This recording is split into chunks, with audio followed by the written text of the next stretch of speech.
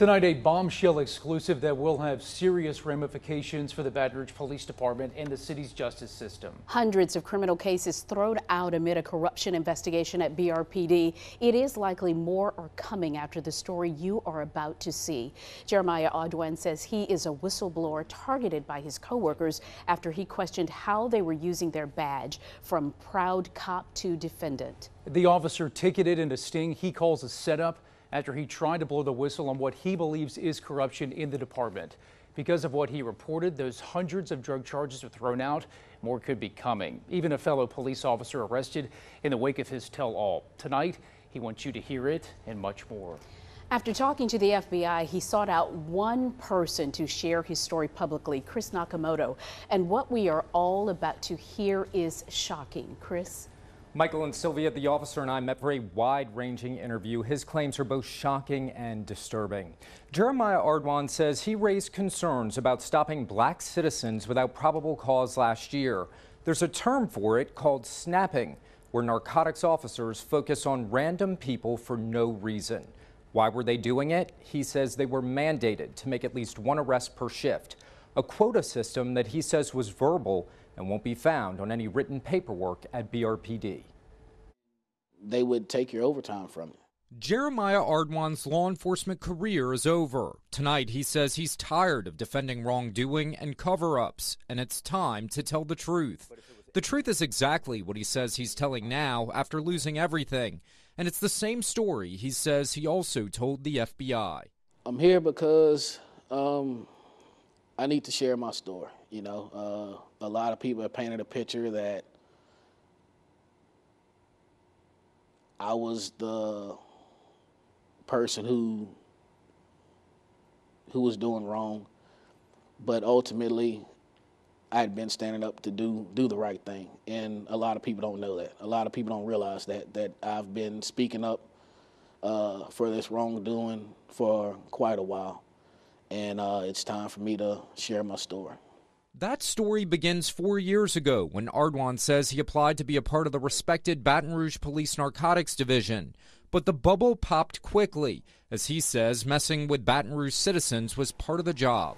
At least 3 to 4 nights a week, they would have us riding through neighborhoods, and just as you saw, just a random black person walking down the street, hasn't done anything, you don't see anything illegal. They would tell us just to jump out the vehicle and grab them, pat them down, like say, without probable cause. And I voiced my opinion several times that I didn't agree with that. Ardoin says things got so bad in August of 2020, he voiced his concerns with Baton Rouge Police Administration. Were you guys given like set amounts of arrests that y'all needed to make? Yes, they would tell, we would normally ride 2 people to a vehicle, and they would say each person had to have 1 arrest before the end of the shift. So basically a quota? You could look at it as a quota. Did you ever raise concerns that, hey, look, you guys are breaking the law? Yes, I did. And how was that met? Basically, from the supervisors, they would tell us if we didn't like it, then we could transfer out. I think one of the main reasons was because when we were working those patrols, that would be an overtime assignment. Ardoin requested that transfer, but before he could be moved, he says his supervisors in narcotics caught wind he had complained to BRPD administration. That's when he says he was approached by a woman who sold him 2 cameras and a television. It was brand new, packaged in a box. At a price too good to be true. He believes it was a setup that led to his arrest. So you start doing some research and you start realizing the person who you purchased the items from is connected to one of your colleagues. Correct. Tell me about that. As time went on and I started looking into things, I realized that the informant, well, the person that I purchased the items from, was actually a confidential informant for Detective Jason Acree. Ardoin says following his arrest, he went to administration and reiterated the problems going on in narcotics that he says he told them about months before.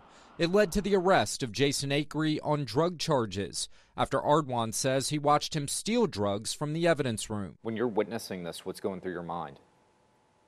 I was wondering what he was doing. I actually stated when he walked out the room, I stated out loud, what's he doing? And there were other officers in there, and basically everybody said they didn't know. Did they all turn a blind eye to it, and you're the only one that spoke up? I would say so. Ardoin says his cooperation with administration also led to the transfers of 4 high-ranking members of the Narcotics Division, 2 sergeants and 2 lieutenants. We are not naming them because they are not accused of wrongdoing at this time, but Ardoin claims they were aware of what was happening. The corruption exposed led the district attorney to dismiss drug charges against many offenders in Baton Rouge.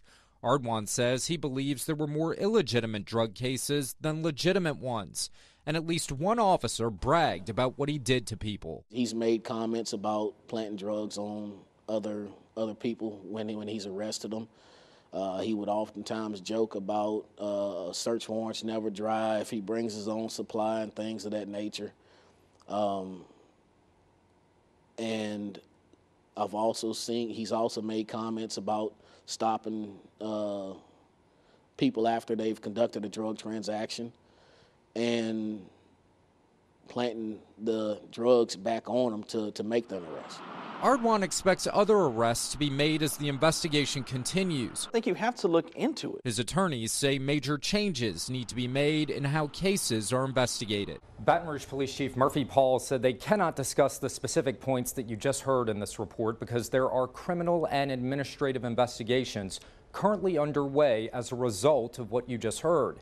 His full statement can be found on our website, WBRZ.com. And Michael and Sylvia, tonight at 10, legal experts are already predicting growing fallout from this. All right, Chris Nakamoto, thank you.